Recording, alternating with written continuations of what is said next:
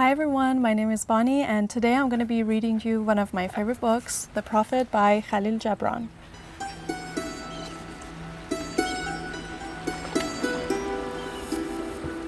Al-Mustafa, the chosen and the beloved, who was a dawn unto his own day, had waited 12 years in the city of Orphalese for his ship that was to return and bear him back to the isle of his birth.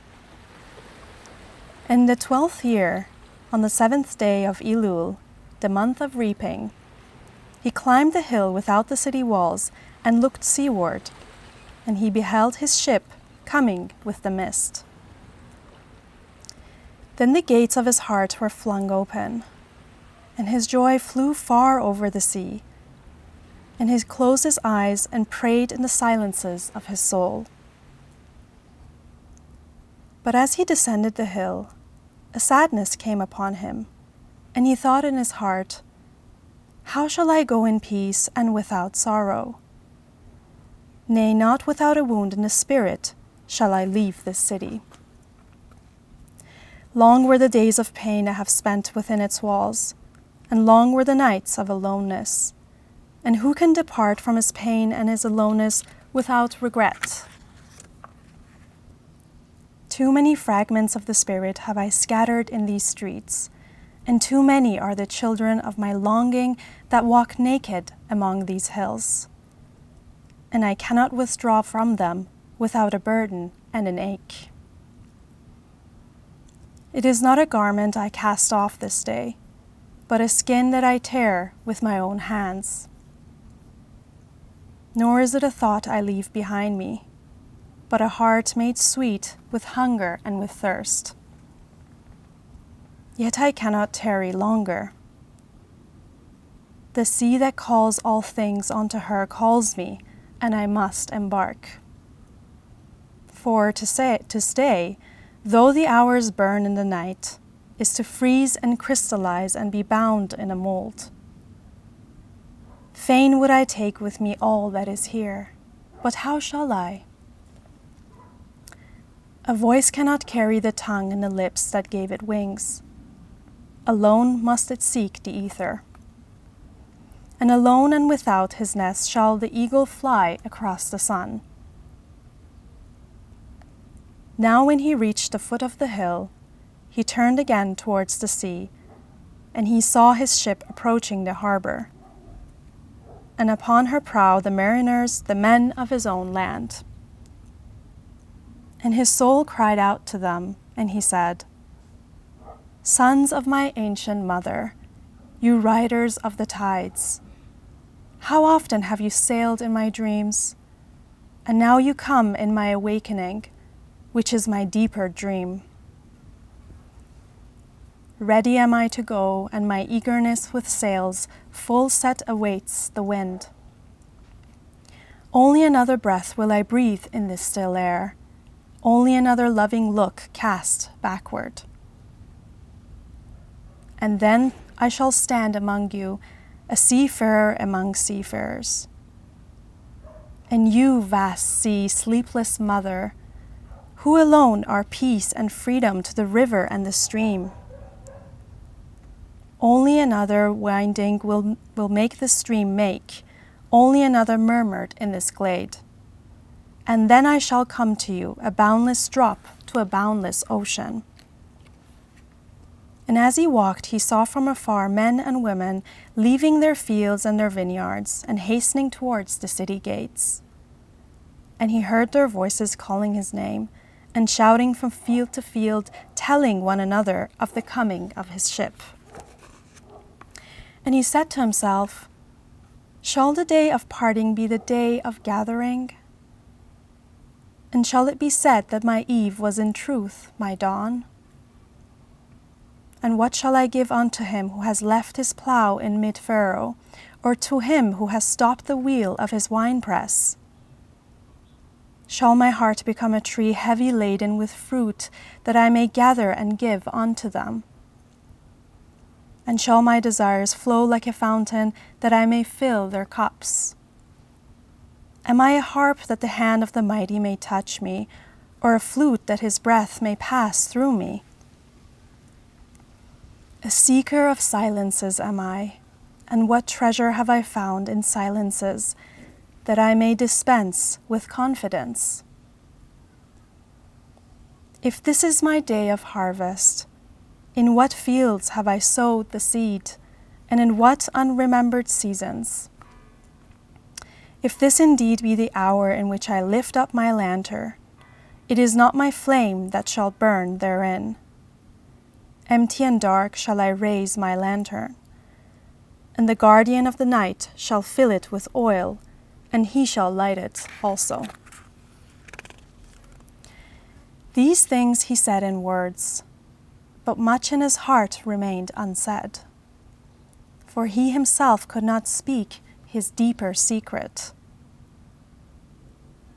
And when he entered into the city, all the people came to meet him, and they were crying out to him as if with one voice.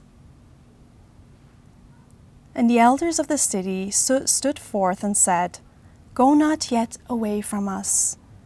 A noontide have you been in our twilight, and your youth has given us dreams to dream. No stranger are you among us, nor a guest, but our son and our dearly beloved. Suffer not yet our eyes to hunger for your face." And the priests and priestesses said unto him, "Let not the waves of the sea separate us now, and the years you have spent in our midst become a memory. You have walked among us a spirit, and your shadow has been a light upon our faces. Much have we loved you, but speechless was our love, and with veils has it been veiled. Yet now it cries aloud unto you, and would stand revealed before you. And ever has it been that love knows not its own depth until the hour of separation." And others came also and entreated him, but he answered them not.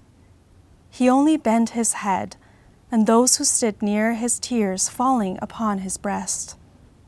And he and the people proceeded towards the great square before the temple. And there came out of the sanctuary a woman whose name was Almitra, and she was a seeress. And he looked upon her with exceeding tenderness, for it was she who had first sought and believed in him when he had been but a day in their city. And she hailed him, saying, "Prophet of God, in quest of the uttermost, long have you searched the distances for your ship. And now your ship has come, and you must needs go. Deep is your longing for the land of your memories and the dwelling place of your greatest desires. And our love would not bind you, nor our needs hold you. Yet this we ask ere you leave us, that you speak to us and give us of your truth. And we will give it unto our children, and they unto their children, and it shall not perish. In your aloneness you have watched with our days, and in your wakefulness you have listened to the weeping and the laughter of our sleep. Now, therefore, disclose us to ourselves, and tell us all that has been shown to you of that which is between birth and death." And he answered, "People of Orphalese, of what can I speak save of that which is even now moving within your souls?" Then said Almitra, "Speak to us of love." And he raised his head and looked upon the people, and there fell a stillness upon them, and with a great voice he said, "When love beckons to you, follow him, though his ways are hard and steep, and when his wings enfold you, yield to him, though the sword hidden among his pinions may wound you. And when he speaks to you, believe in him, though his voice may shatter your dreams as the north wind lays waste the garden. For even as love crowns you, so shall he crucify you. Even as he is for your growth, so is he for your pruning. Even as he ascends to your height and caresses your tenderest branches that quiver in the sun, so shall he descend to your roots and shake them in their clinging to the earth. Like sheaves of corn, he gathers you onto himself. He threshes you to make you naked. He sifts you free to free you from your husks. He grinds you to whiteness. He kneads you until you are pliant. And then he assigns you to his sacred fire, that you may become sacred bread for God's sacred feast. All these things shall love do unto you, that you may know the secrets of your heart, and in that knowledge become a fragment of life's heart. But if in your fear you would seek only love's peace and love's pleasure, then it is better for you that you cover your nakedness and pass out of love's threshing floor into the seasonless world, where you shall laugh, but not all of your laughter, and weep, but not all of your tears. Love gives not but itself, and takes not but from itself. Love possesses not, nor would it be possessed, for love is sufficient unto love. When you love, you should not say, God is in my heart, but rather, I am in the heart of God. And think not you can direct the course of love, for love, if it finds you worthy, directs your course. Love has no desire but to fulfill itself. But if you love and must needs have desires, let these be your desires. To melt and be like a running brook that sings its melody to the night. To know the pain of too much tenderness. To be wounded of your own understanding of love. And to bleed willingly and joyfully. To wake at dawn with a winged heart and give thanks for another day of loving. To rest at the noon hour and meditate love's ecstasy. To return home at eventide and with gratitude. And then to sleep with a prayer for the beloved in your heart and a song of praise upon your lips. Then Almitra spoke again and said, And what of marriage, Master? And he answered, saying, You were born together, and together you shall be forevermore. You shall be together when the white wings of death scatter your days. Aye, you shall be together even in the silent memory of God. But let there be spaces in your togetherness, and let the winds of the heavens dance between you. Love one another, but make not a bond of love. Let it rather be a moving sea between the shores of your souls. Fill each other's cup, but drink not from one cup. Give one another of your bread, but eat not from the same loaf. Sing and dance together and be joyous, but let each one of you be alone. Even as the strings of a lute are alone, though they quiver with the same music. Give your hearts, but not into each other's keeping, for only the hand of life can contain your hearts. And stand together, yet not too near together, for the pillars of the temple stand apart, and the oak tree and the cypress grow not in each other's shadow.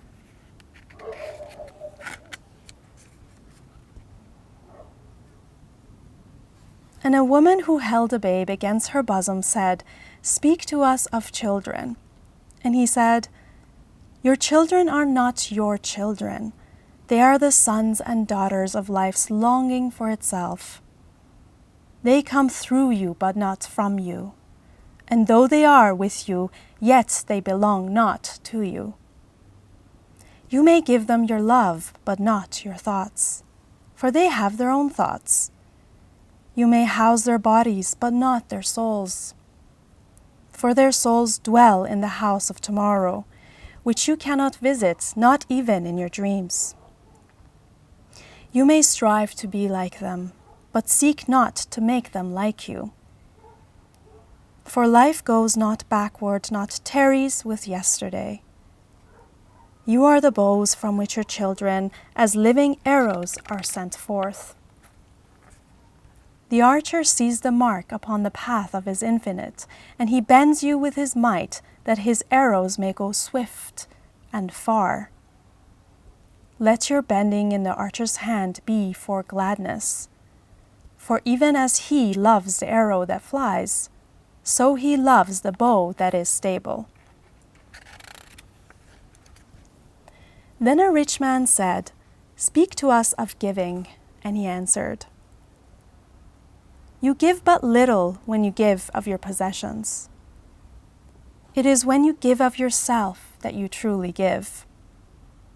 For what are your possessions but things you keep and guard for fear you may need them tomorrow? And tomorrow, what shall tomorrow bring to the overprudent dog, bearing bones in the trackless sand as he follows the pilgrims to the holy city?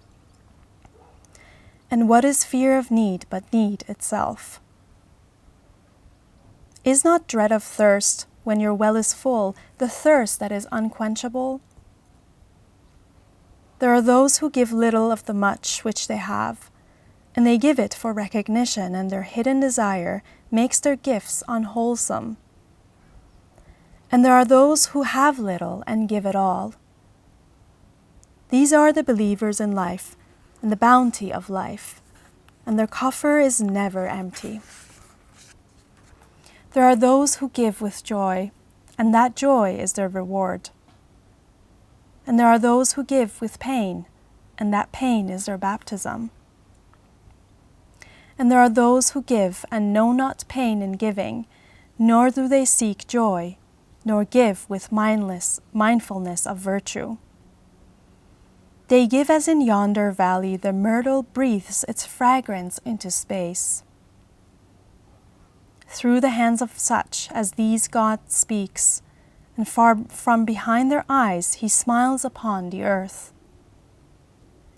It is well to give when asked, but it is better to give unasked, through understanding.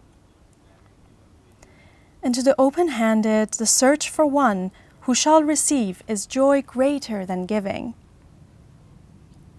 And is there aught you would withhold? And all you have shall someday be given. Therefore give now, that the season of giving may be yours and not your inheritors. You often say, "I would give, but only to the deserving." The trees in your orchard say not so, nor the flocks in your pasture.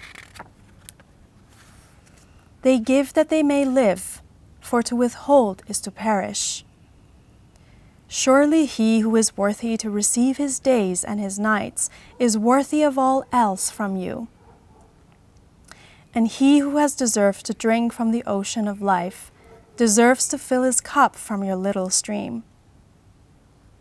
And what desert greater shall there be than that which lies in the courage and the confidence, nay, the charity of receiving? And who are you that men should rend their bosom and unveil their pride, that you may see their worth naked and their pride unabashed? See first that you yourself deserve to be a giver and an instrument of giving.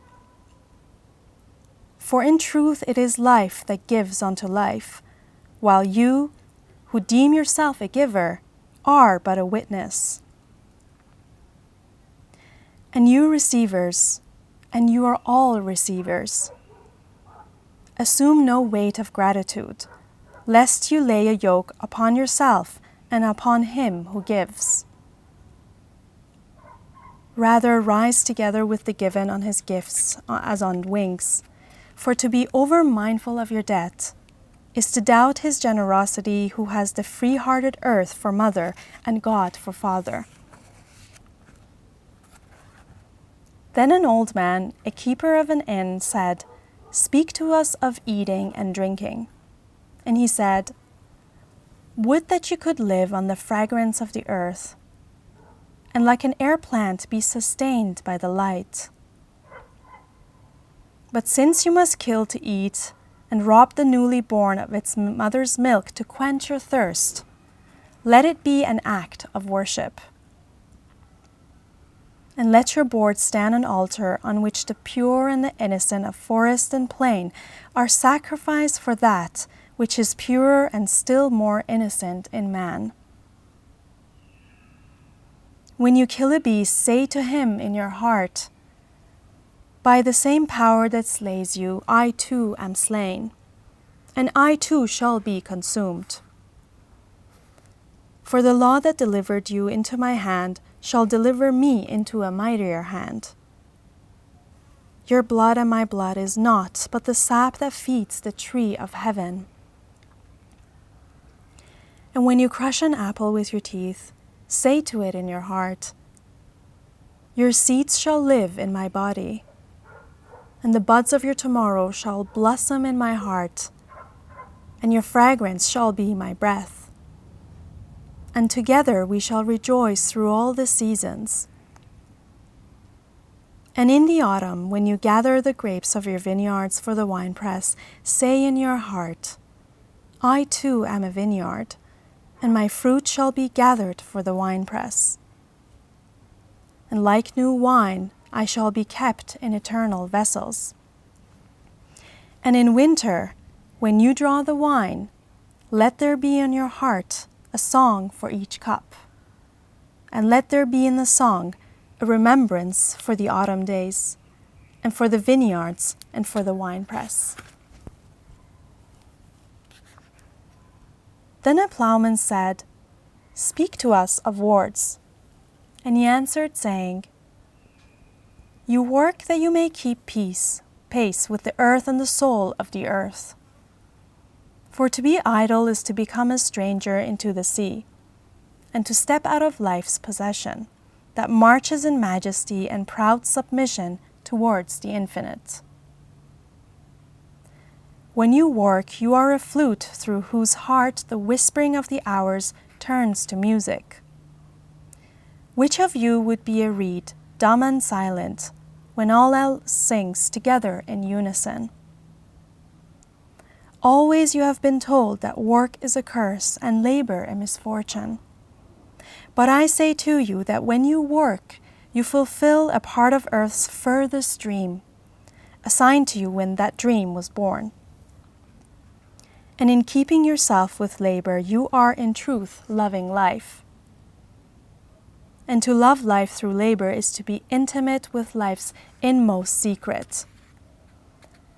But if you in your pain call birth an affliction, and the support of the flesh a curse written upon your brow, then I answer that naught but the sweat of your brow shall wash away that which is written. You have been told also that life is darkness, and in your weariness you echo what was said by the weary. And I say that life is indeed darkness, save when there is urge. And all urge is blind, save when there is knowledge. And all knowledge is vain, save when there is work. And all work is empty, save when there is love.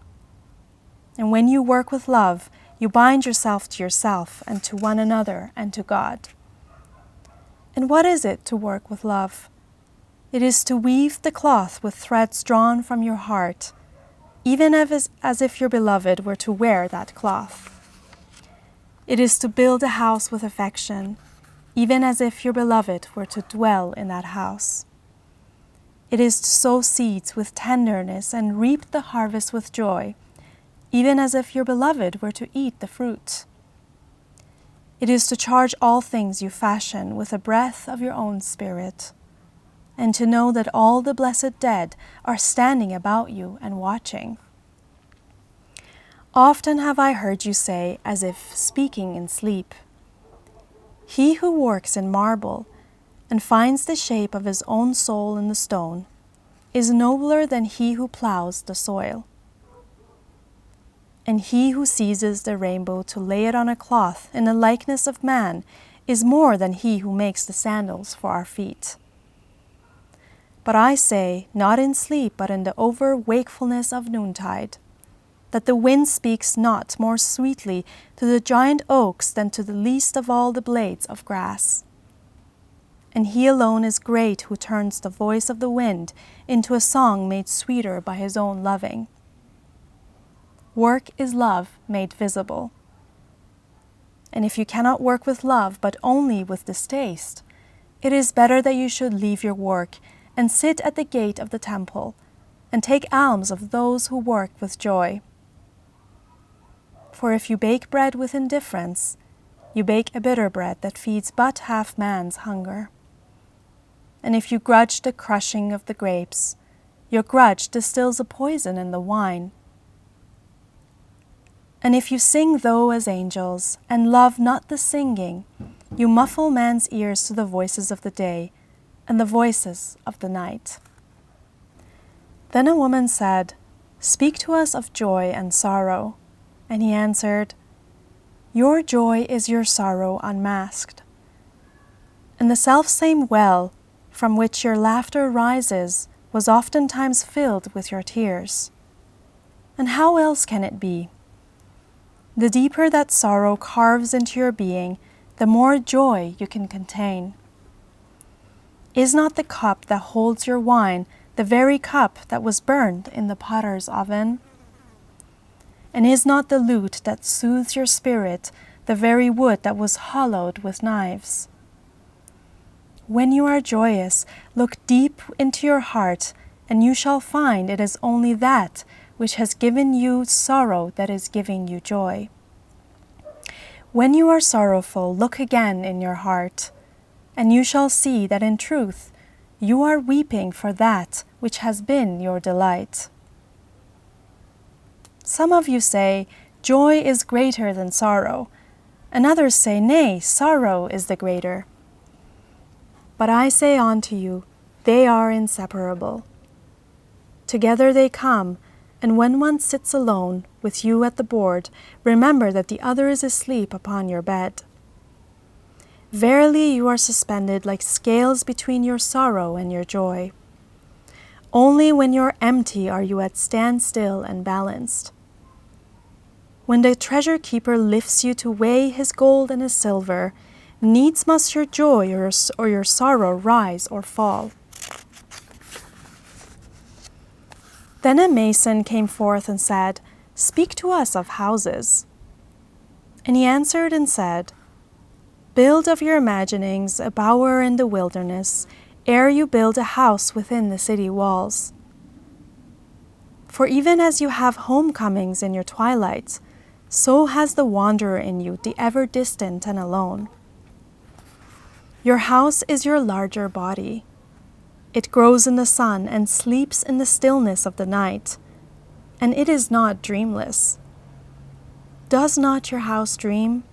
And dreaming leave the city for grove or hilltop?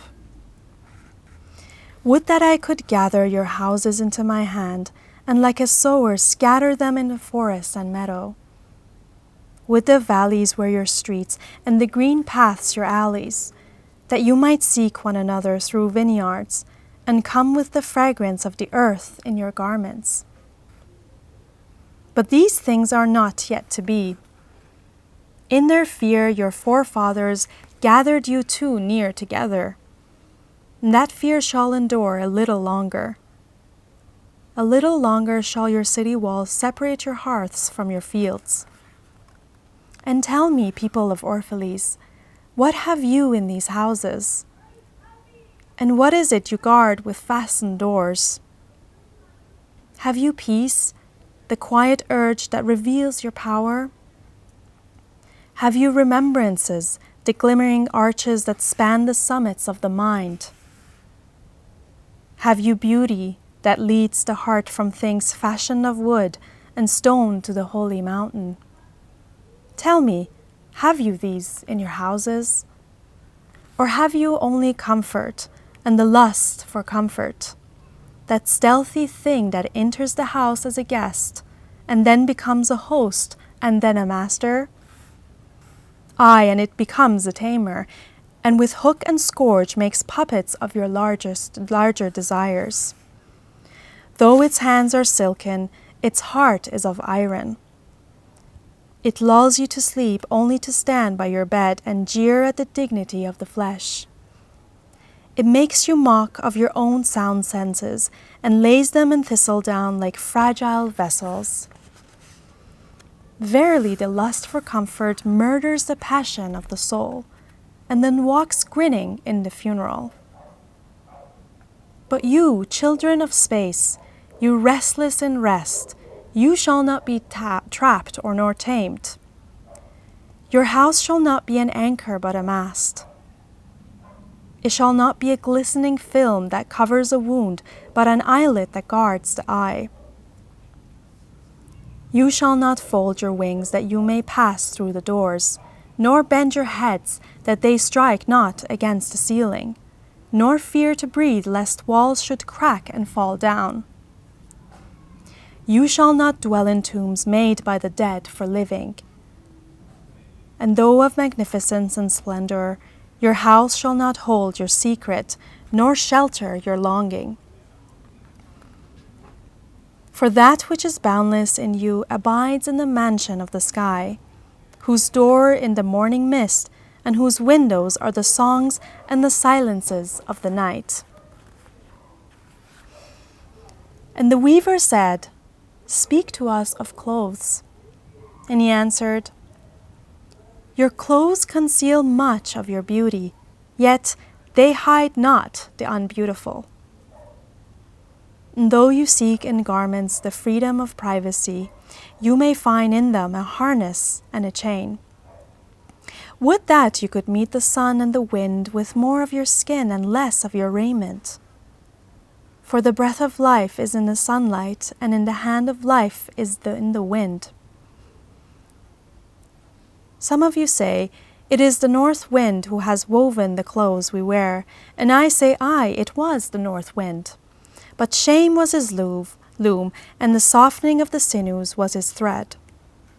And when his work was done, he laughed in the forest. Forget not that modesty is for a shield against the eye of the unclean. And when the unclean shall be no more, what were modesty but a fetter and a fouling of the mind? And forget not that the earth delights to feel your bare feet, and the winds long to play with your hair. And a merchant said, Speak to us of buying and selling. And he answered and said, To you the earth yields her fruit, and you shall not want, if you but know how to fill your hands. It is in exchanging the gifts of the earth that you shall find abundance and be satisfied. Yet unless the exchange be in love and kindly justice, it will but lead some to greed and others to hunger. When in the marketplace you toilers of the sea and fields and vineyards meet the weavers and the potters and the gatherers of spices, invoke then the Master, Spirit of the earth, to come into your midst and sanctify the scales and the reckoning that weighs value against value. And suffer not the barren-handed to take part in your transactions, who would sell their words for your labor. To such men you should say, Come with us to the field, or go with our brothers to the sea and cast your nets. For the land and the sea shall be bountiful to you, even as to us. And if there come the singers and the dancers and the flute players, buy of their gifts also. For they too are gatherers of fruit and frankincense, and that which they bring, though fashioned of dreams, is raiment and food for your soul. And before you leave the marketplace, see that no one has gone his way with empty hands. For the Master Spirit of the earth shall not sleep peacefully upon the wind till the needs of the least of you are satisfied.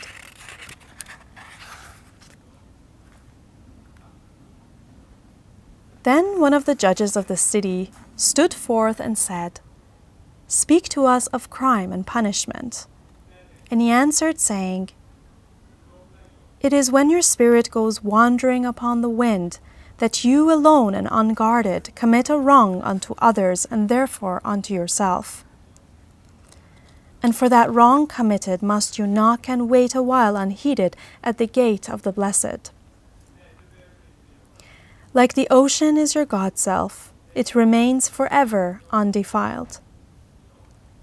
And like the ether it lifts but the winged, even like the sun is your God-self. It knows not the ways of the mole, nor seeks it the holes of the serpent. But your God-self dwells not alone in your being. Much in you is still man, and much in you is still not yet man. But a shapeless pygmy that walks asleep in the mist, searching for its own awakening.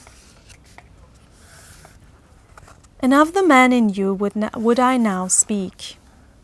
For it is he and not your God-self, nor the pygmy in the mist, that knows crime and the punishment of crime. Oftentimes have I heard you speak of one who commits a wrong, as though he were not one of you, but a stranger unto you and an intruder upon your world.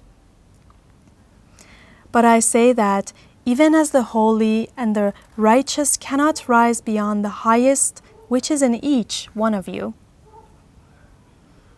so the wicked and the weak cannot fall lower than the lowest which is in you also. And as a single leaf turns not yellow, but with the silent knowledge of the whole tree, so the wrongdoer cannot do wrong without the hidden will of you all. Like a procession you walk together towards your God-self. You are the way and the wayfarers. And when one of you falls down, he falls for those behind him, a caution against the stumbling stone. Aye, and he falls for those ahead of him, who, though faster and surer of foot, yet remove not the stumbling stone. And this also, though the word lie heavy upon your hearts, the murdered is not unaccountable for his own murder, and the robbed is not blameless in being robbed. The righteous is not innocent of the deeds of the wicked, and the white-handed is not clean in the doings of the felon. Yea, the guilty is oftentimes the victim of the injured, and still more often the condemned is the burden-bearer for the guiltless and unblamed. You cannot separate the just from the unjust, and the good from the wicked. For they stand together before the face of the sun, even as the black thread and the white are woven together.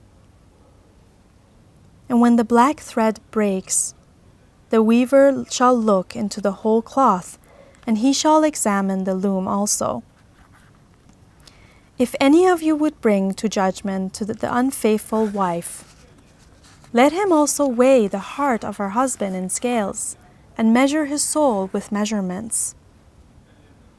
And let him who would lash the offender look unto the spirit of the offended.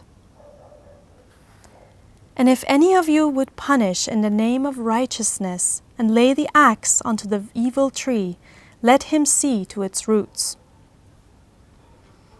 And verily he will find the roots of the good and the bad, the fruitful and the fruitless, all entwined together in the silent heart of the earth. And you judges who would be just, what judgment pronounce you upon him who, though honest in the flesh, yet is a thief in spirit? What penalty lay you upon him who slays in the flesh, yet is himself slain in the spirit? And how prosecute him who in action is a deceiver and an oppressor, yet who also is aggrieved and outraged? And how shall you punish those whose remorse is already greater than their misdeeds? Is not remorse the justice which is administered by that very law which you would fain serve? Yet you cannot lay remorse upon the innocent, nor lift it from the heart of the guilty. Unbidden shall it call in the night, that men may wake and gaze upon themselves. And you who would understand justice, how shall you look upon all deeds in the fullness of light? Only then shall you know the erect and the fallen are but one man standing in twilight between the night of his pygmy self and the day of his God self. That the cornerstone of the temple is not higher than the lowest stone in its foundation. Then the lawyer said, "But what of our laws, master?" And he answered, "You delight in laying down laws, yet you delight more in breaking them.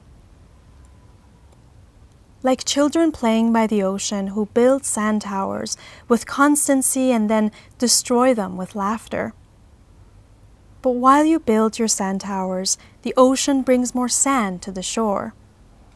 And when you destroy them, the ocean laughs with you. Verily, the ocean laughs always with the innocent. But what of those to whom life is not an ocean, and man-made laws are not sand towers? But to whom life is a rock, and the law a chisel with which they would carve it in their own likeness? What of the cripple who hates dancers? What of the ox who loves his yoke and deems the elk and the deer of the forest stray and vagrant things? What of the old serpent who cannot shed his skin and calls all others naked and shameless? And of him who comes early to the wedding feast, and when overfed and tired, goes his way saying that all feasts are violation and all feasters lawbreakers? What shall I say of these save that they too stand in the sunlight, but with their backs to the sun? They see only their shadows, and their shadows are their laws. And what is the sun to them but a caster of shadows?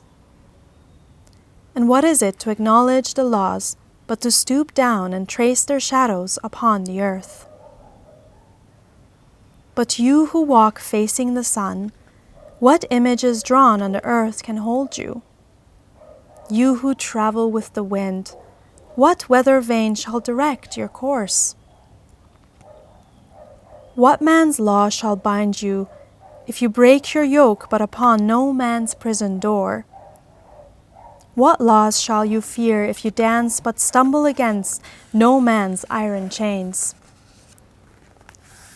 And who is he that shall bring you to judgment if you tear off your garment, yet leave it in no man's path?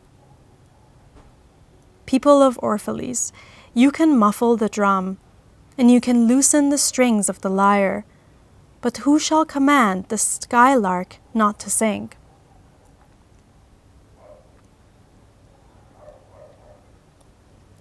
And an orator said, "Speak to us of freedom."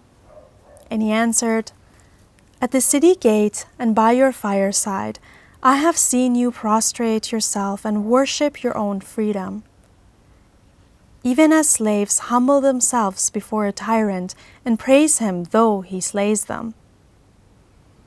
I, in the grove of the temple and in the shadow of the citadel, I have seen the freest among you wear their freedom as a yoke and a handcuff.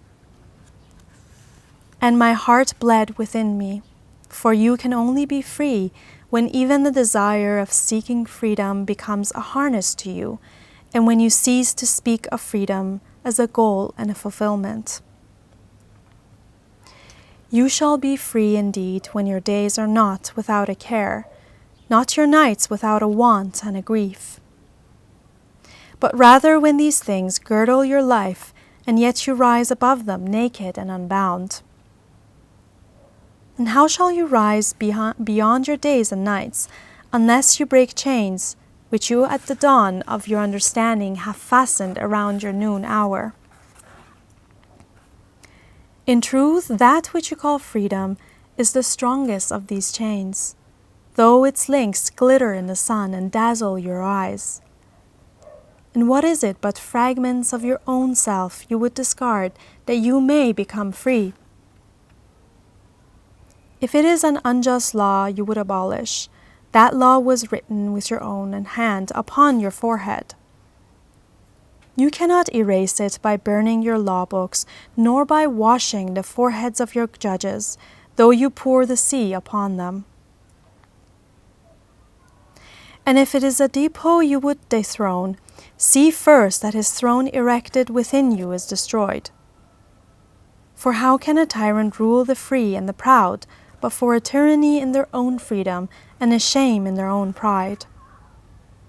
And if it is a care you would cast off, that care had been chosen by you rather than imposed upon you. And if it is a fear you would dispel, the seed of that fear is in your heart, and not in the hand of the feared. Verily all things move within you, being in constant half-embrace, the desired and the dreaded, the repugnant and the cherished, the pursued and that which you would escape. These things move within you as lights and shadows and pairs that clinks. And when that shadow fades and is no more, the light that lingers becomes a shadow to another light. And thus your freedom, when it loses its feathers, becomes itself the fetter of a greater freedom.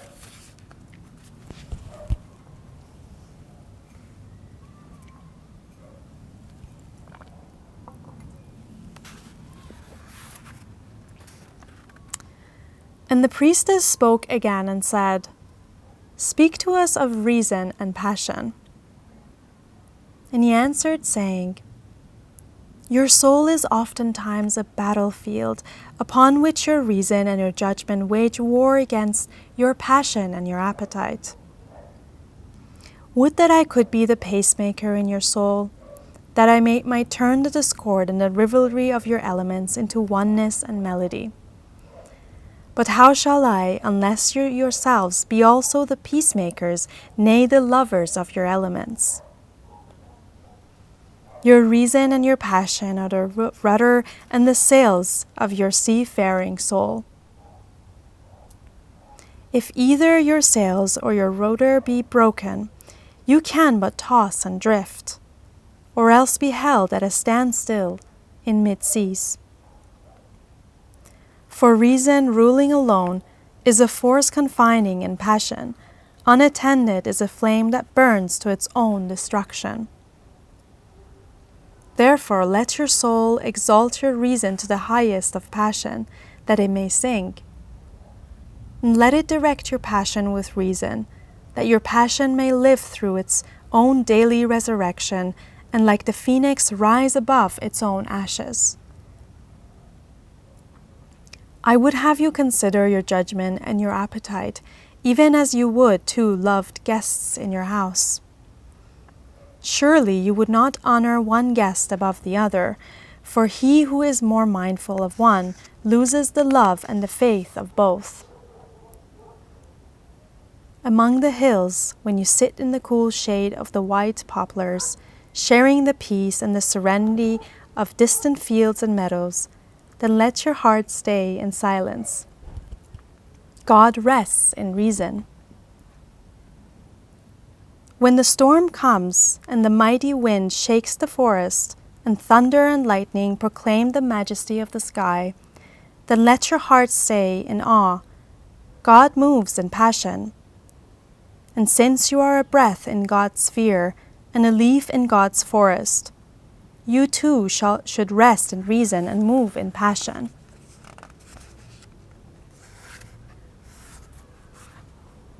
And the woman spoke, saying, "Tell us of pain." And he said, "Your pain is the breaking of the shell that encloses your understanding. Even as the stone of the fruit must break, that its heart may stand in the sun, so you must know pain.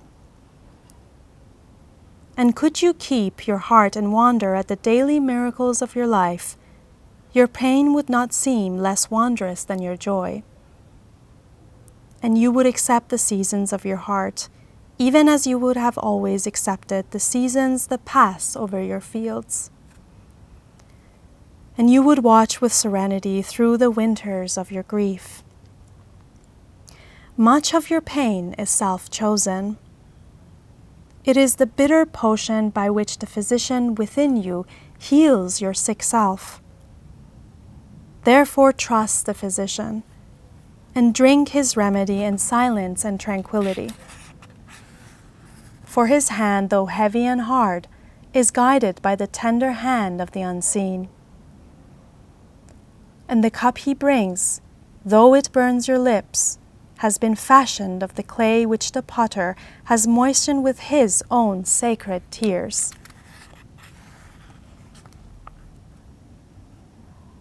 And a man said, "Speak to us of self-knowledge."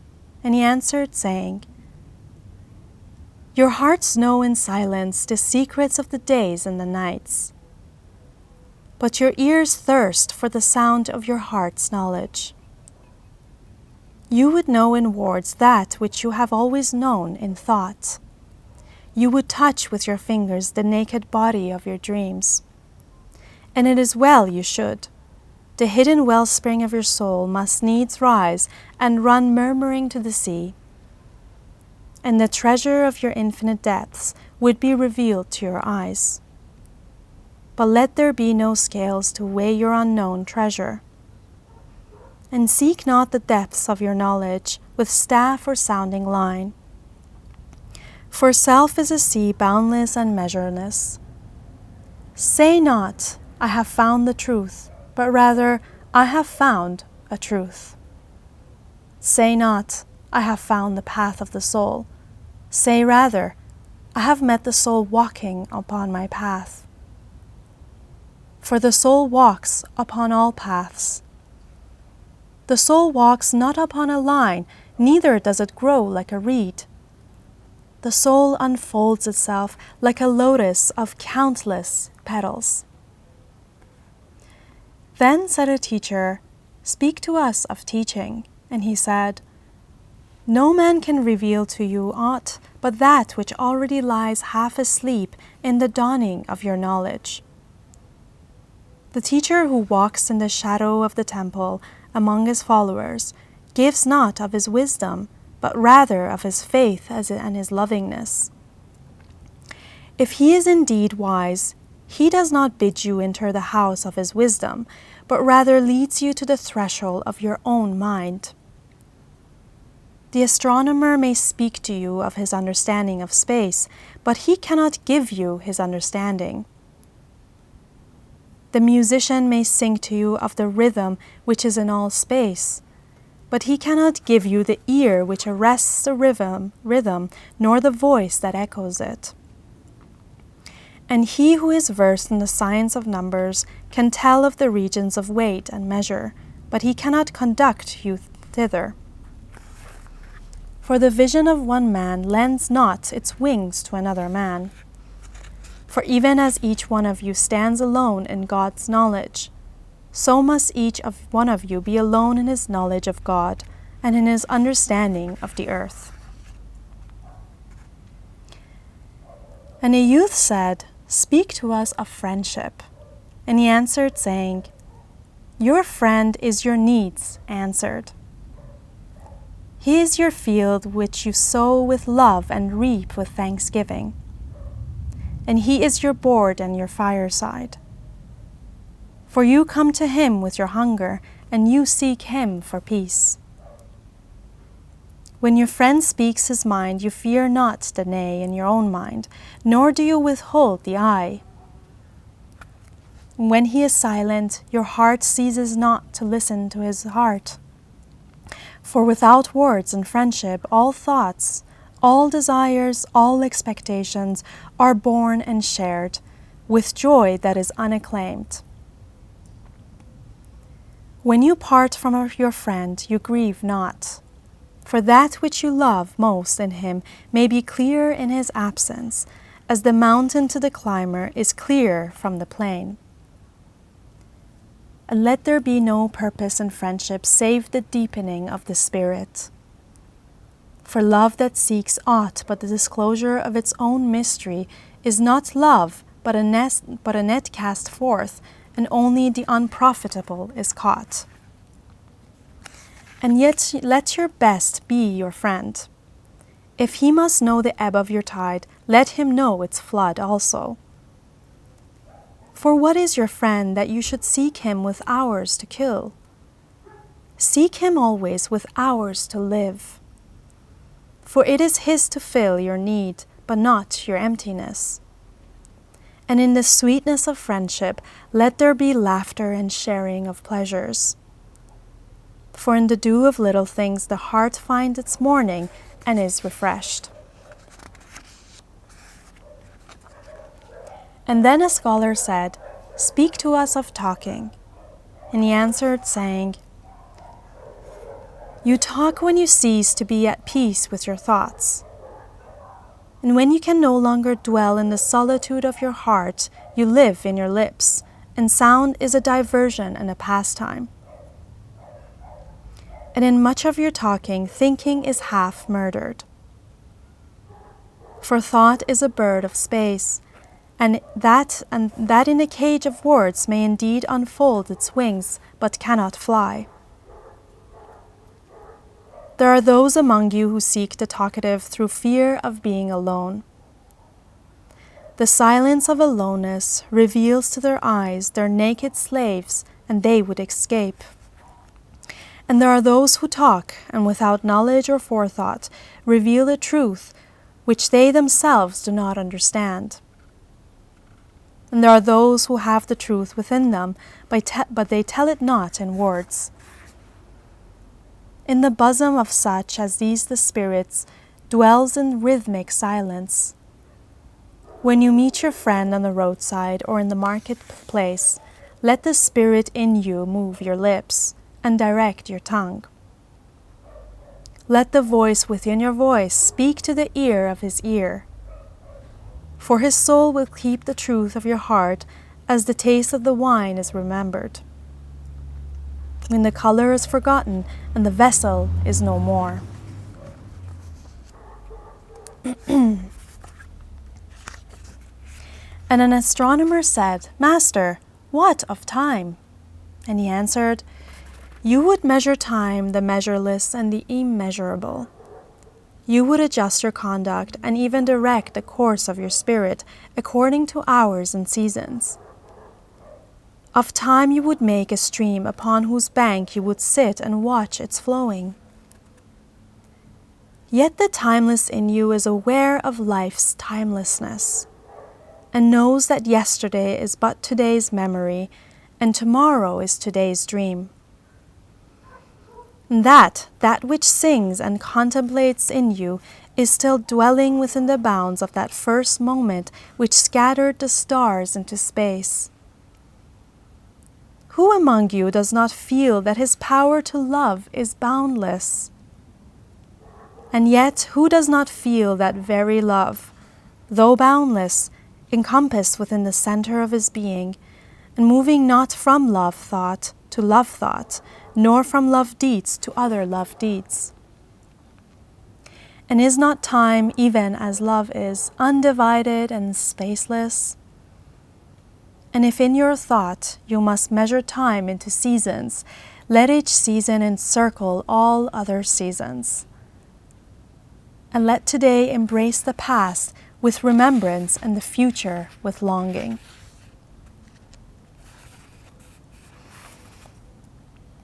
And one of the elders of the city said, "Speak to us of good and evil."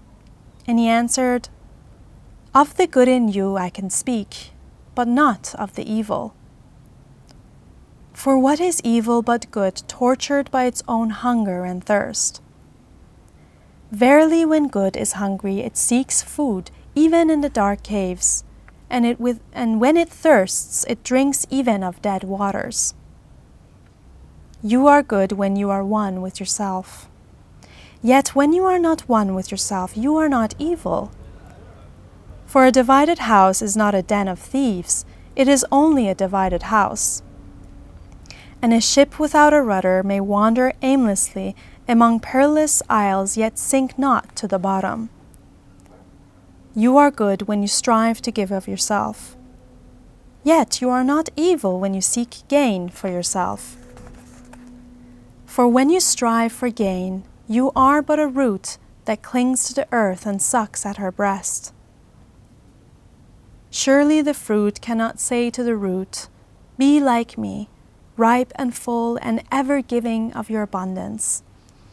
For to the fruit giving is a need, as receiving is a need to the root. You are good when you are fully awake in your speech. Yet you are not evil when you sleep while your tongue staggers without purpose. And even stumbling speech may strengthen a weak tongue. You are good when you walk to your goal firmly and with bold steps. Yet you are not evil when you go thither limping. Even those who limp go not backward.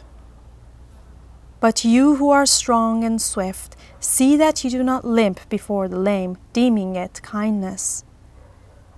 You are good in countless ways, and you are not evil when you are not good. You are only loitering and sluggard. Pity that the stags cannot teach swiftness to the turtles. In your longing for your giant self lies your goodness, and that longing is in all of you. And in some of you that longing is a torrent rushing with might to the sea, carrying the secrets of the hillsides and the songs of the forest. And in others it is a flat stream that loses itself in angles, and bends and lingers before it reaches the shore. But let not him who longs much say to him who longs little, "Wherefore are you slow and halting?" For the truly good ask not the naked, "Where is your garment?" nor the houseless, "What has befallen your house?"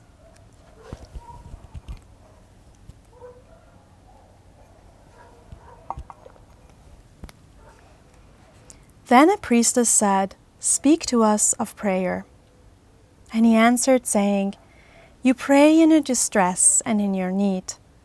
Would that you might pray also in the fullness of your joy and in your days of abundance. For what is prayer but the expansion of yourself into the living ether? And if it is for your comfort to pour your darkness into space, it is also for your delight to pour forth the dawning of your heart. And if you cannot but weep when your soul summons you to prayer, she should spur you again and yet again, though weeping, until you shall come laughing. When you pray, you rise to meet in the air those who are praying at that very hour, and whom save in prayer you may not meet. Therefore let your visit to that temple invisible be for naught but ecstasy and sweet communion. For if you should enter the temple for no other purpose than asking, you shall not receive. And if you should enter into the humble yourself, you shall not be lifted. Or even if you should enter into it to beg for the good of others, you shall not be heard. It is enough that you enter the temple invisible. I cannot teach you how to pray in words. God listens not to your words, save when He Himself utters them through your lips. And I cannot teach you the prayer of the seas and the forests and the mountains. But you who are born of the mountains and the forests and of the seas can find their prayer in your heart. And if you but listen in the stillness of the night, you shall hear them saying in silence, "Our God, who art our winged self, it is thy will in us that willeth. It is thy desire in us that desireth. It is thy urge in us that would turn our nights, which are thine, into days which are thine also. We cannot ask thee for aught, for thou knowest our needs before they are born in us. Thou art our need, and in giving us more of thyself, thou givest us all." Then a hermit who visited the city once a year came forth and said, "Speak to us of pleasure." And he answered, saying, "Pleasure is a freedom song. but it is not freedom. It is the blossoming of your desires, but it is not their fruit. It is a depth calling unto a height, but it is not the deep nor the high. It is the cage taking wings, but it is not space encompassed. Aye, in very truth, pleasure is a freedom song. And I fain would have you sing it with fullness of heart, yet I would not have you lose your hearts in the singing. Some of your youth seek pleasure as if it were all, and they are judged and rebuked. I would not judge nor rebuke them, I would have them seek. For they shall find pleasure, but not her alone. 7 are her sisters, and the least of them is more beautiful than pleasure. Have you not heard of the man who was digging into the earth for roots and found a treasure? And some of your elders remember pleasures with regret, like wrongs committed in drunkenness. But regret is the beclouding of the mind and not its chastisement. They should remember their pleasures with gratitude, as they would the harvest of a summer. Yet if it comforts them to regret, let them be comforted. And there are among you those who are neither young to seek nor old to remember. And in their fear of seeking and remembering, they shun all pleasures, lest they neglect the Spirit or offend against them. For even if in their foregoing is their pleasure, and thus they too find a treasure, though they dig for roots with quivering hands. But tell me, who is he that can offend the Spirit? Shall the nightingale offend the stillness of the night, or the firefly the stars? And shall your flame or your smoke burden the wind? Think you the Spirit is a still pool, which you can trouble with a staff?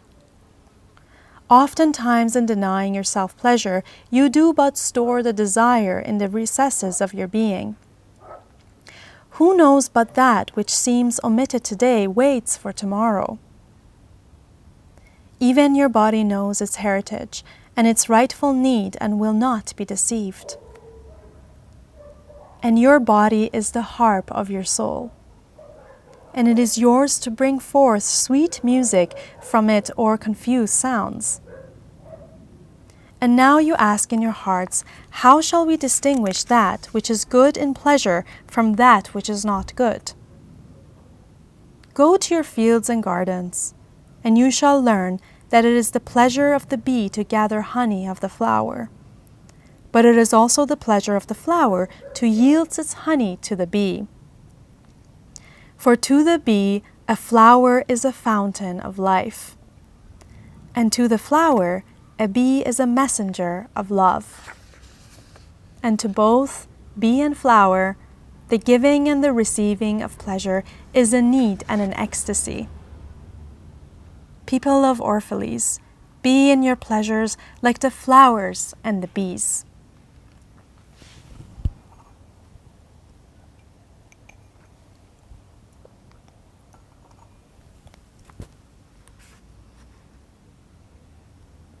And a poet said, "Speak to us of beauty."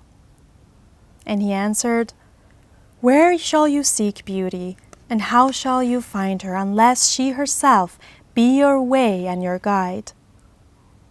And how shall you speak of her, except she be the weaver of your speech?" The aggrieved and the injured say, "Beauty is kind and gentle." Like a young mother half shy of her own glory, she walks among us. And the passionate say, "Nay, beauty is a thing of might and dread." Like the tempest she shakes the earth beneath us and the sky above us. The tired and the weary say, "Beauty is oft soft whisperings, and she speaks in our spirit." Her voice yields to our silence like a faint light that quivers in fear of the shadow. But the restless say, "We have heard her shouting among the mountains." And with her cries came the sound of hoofs and the beatings of wings, and the roaring of lions. At night the watchmen of the city say, Beauty shall rise with the dawn from the east.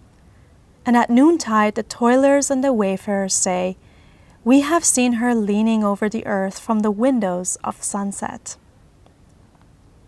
In winter say the snowbound, She shall come with the spring leaping upon the hills.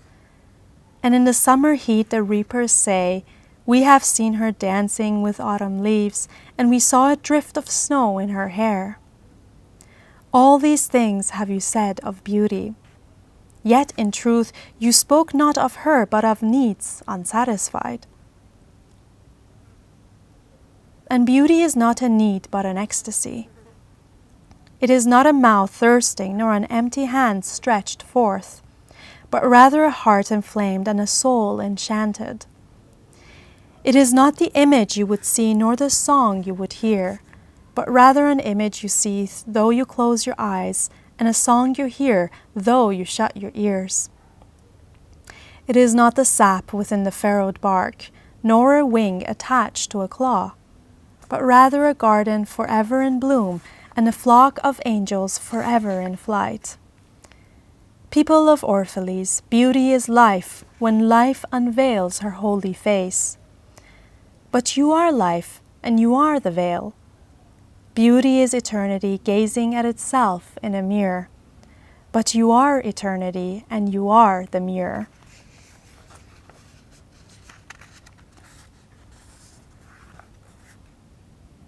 And an old priest said, Speak to us of religion. And he said, Have I spoken this day of aught else? Is not religion all deeds and all reflection?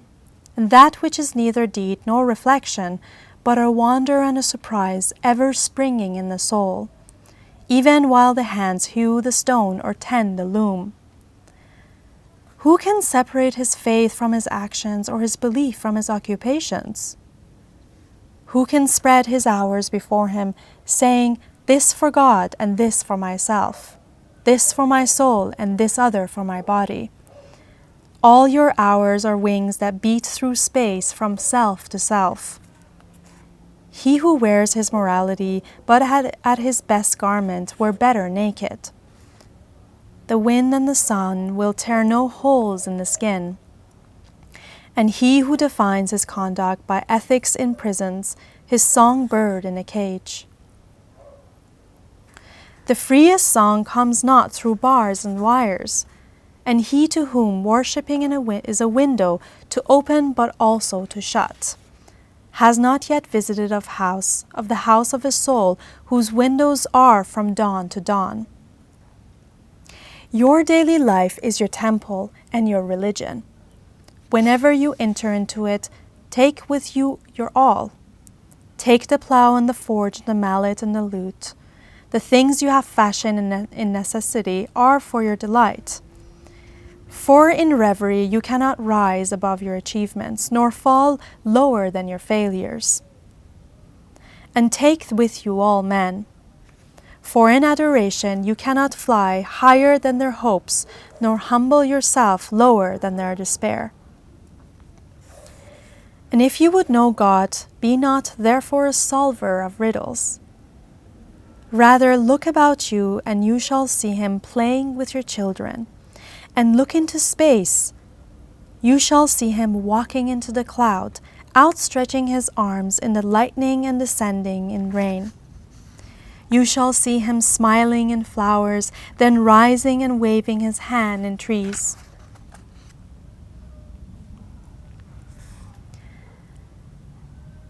Then Almitra spoke, saying, We would ask now of death. And he said, You would know the secret of death, but how shall you find it unless you seek it in the heart of life? The owl whose night-bound eyes are blind unto the day cannot unveil the mystery of light. If you would indeed behold the spirit of death, open your heart wide unto the body of life. For life and death are one, even as the river and the sea are one. In the depths of your hopes and desires lies your silent knowledge of the beyond. and like seeds dreaming beneath the snow, your heart dreams of spring. Trust the dreams, for in them is hidden the gate to eternity. Your fear of death is but the trembling of the shepherd when he stands before the king, whose hand is to be laid upon him in honor. Is the shepherd not joyful beneath his trembling, that he shall wear the mark of the king? Yet is he not more mindful of his trembling? For what is it to die but to stand naked in the wind and to melt into the sun? And what is it to cease breathing but to free the breaths from its restless tides, that it may rise and expand and seek God unencumbered? Only when you drink from the river of silence shall you indeed sing. And when you have reached the mountain top, then shall you begin to climb. And when the earth shall claim your limbs, then shall you truly dance. And now it was evening, and Almitra the seeress said, Blessed be this day and this place, and your spirit that has spoken. And he answered, Was it I who spoke? Was I not also a listener? Then he descended the steps of the temple, and all the people followed him. And he reached his ship and stood upon the deck. And facing the people again, he raised his voice and said, People of Orphalese, the wind bids me leave you. Less hasty am I than the wind, yet I must go. We wanderers, ever seeking the lonelier way, begin no day where we have ended another day, and no sunrise finds us where sunset left us. Even while the earth sleeps, we travel.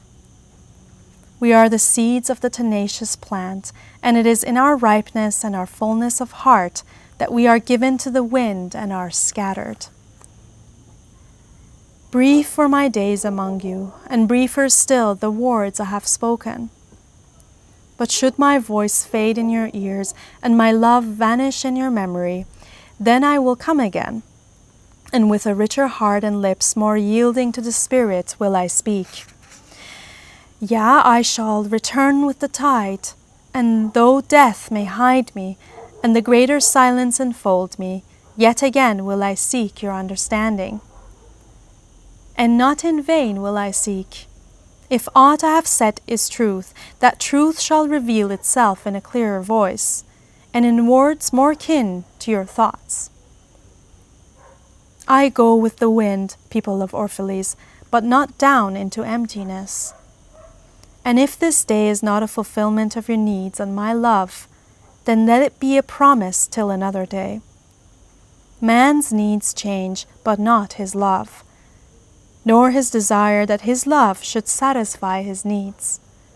Know therefore that from the greater silence I shall return.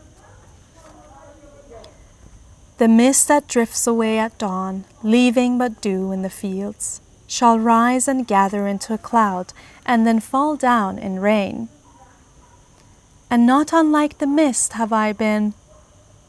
In the stillness of the night I have walked in your streets, and my spirit has entered your houses. And in your heartbeats were in my heart, and your breath was upon my face, and I know you all. I know your joy and your pain, and in your sleep your dreams were my dreams. And oftentimes I was among you a lake among the mountains. I mirrored the summits in you and the bending slopes, and even the passing flocks of your thoughts and your desires. And to my silence came the laughter of your children in streams, and the longing of your youths in rivers. And when they reached my depth, the streams, and the river ceased not yet to sing. But sweeter still than laughter and greater than longing came to me. It was the boundless in you, the vast man in whom you are all but cells and sinews. He in whose chant all your singing is but a soundless throbbing. It is in the vast man that you are vast, and in beholding him that I beheld you and loved you. For what distances can love reach that are not the vast sphere? What visions, what expectations, and what presumptions can outsoar that flight? Like a giant oak tree covered with apple blossoms is the vast man in you. His might binds you to the earth, his fragrance lifts you into space, and in his durability you are deathless. You have been told that, even like a chain, you are as weak as your weakest link. This is but half the truth. You are also as strong as your strongest link. To measure you by your smallest deed is to reckon the power of ocean by the frailty of its foam. To judge you by your failures is to cast blame upon the seasons for their inconsistency. You are like an ocean, and though heavy grounded ships await the tide, upon your shores, yet even like an ocean, you cannot hasten your tides. And like the seasons you are also, and though in your winter you deny your spring, yet spring reposing within you smiles in her drowsiness and is not offended. Think not I say these things in order that you may say the one to the other, He braced us well, he saw but the good in us. I only speak to you in words of that which you yourselves know in thought. And what is word knowledge but a shadow of wordless knowledge? Your thoughts and my words are waves from a sealed memory that keeps records of our yesterdays, and of the ancient days when the earth knew not us nor herself, and of nights when earth was uprout with confusion. Wise men have come to you to give you of their wisdom. I came to take of your wisdom. And behold, I have found that which is greater than wisdom. It is a flame spirit in your ever gathering more of itself, while you, heedless of its expansion, bewail the withering of your days. It is life in quest of life in bodies that fear the grave. There are no graves here. These mountains or plains are a cradle and a stepping stone. Whenever you pass by the fields where you have laid your ancestors, look well thereupon, and you shall see yourselves and your children dancing hand in hand. Verily, you often make merry without knowing. Others have come to you to whom for golden promises made unto your faith you have given but riches and power and glory. Less than a promise have I given, and yet more generous have you been to me. You have given me my deeper thirsting after life. Surely there is no greater gift to a man than that which turns all his aims into parching lips and all life into a fountain. And in this lies my honor and my reward. That whenever I come to the fountain to drink, I find the living water itself thirsty. And it drinks me while I drink it. Some of you have deemed me proud and over-shy to receive gifts.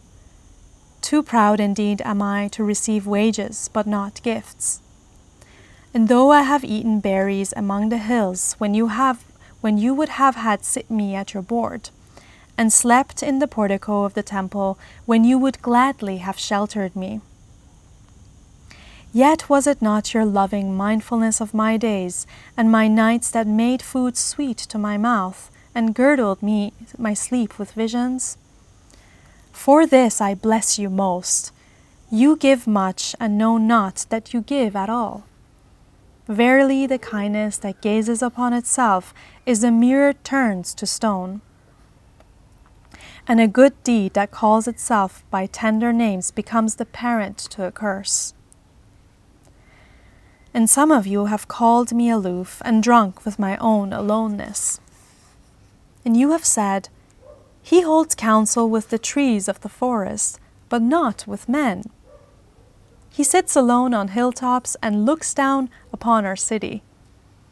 True it is that I have climbed the hills and walked in remote places. How could I have seen you safe from a great height or a great distance? How can one be indeed near unless he be afar? And others among you called unto me, not in words, and they said, Stranger, stranger, lover of unreachable heights, why dwell you among the summits where eagles build their nests? Why seek you the unattainable? What storms would you trap in your nets? And what vaporous birds do you hunt in the sky? Come and be one of us. Descend and appease your hunger with our bread, and quench your thirst with our wine. In the solitude of their souls they said these things, but were their solitude deeper, they would have known that I sought but the secret of your joy and your pain. And I hunted only your larger selves that walk the sky. But the hunter was also the hunted. For many of my arrows left my bow only to seek my own breast. And the flyer was also the creeper. For when the wings were spread in the sun, their shadow upon the earth was a turtle. And I, the believer, was also the doubter.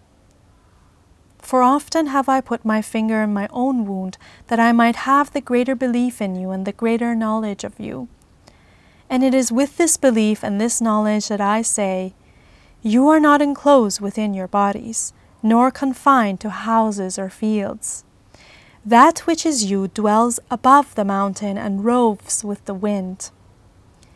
It is not a thing that crawls into the sun for warmth or digs holes into the darkness for safety, but a thing free, a spirit that envelops the earth and moves in its ether. If these be vague words, then seek not to clear them. Vague and nebulous is the beginning of all things, but not their end. And I fain would have you remember me as a beginning. Life and all that lives is conceived in the mist and not in the crystal. And who knows but a crystal is mist and decay? This would I have you remember in remembering me. That which seems most feeble and bewildered in you is the strongest and most determined. Is not your breath that has erected and hardened the structure of your bones? And is it not a dream which none of you remember having dreamt, that builded your city and fashioned all there is in it? Could you but see the tides of that breath, you would cease to see all else. And if you could hear the whisperings of the dream, you would hear no other sound. But you do not see, nor do you hear, and it is well.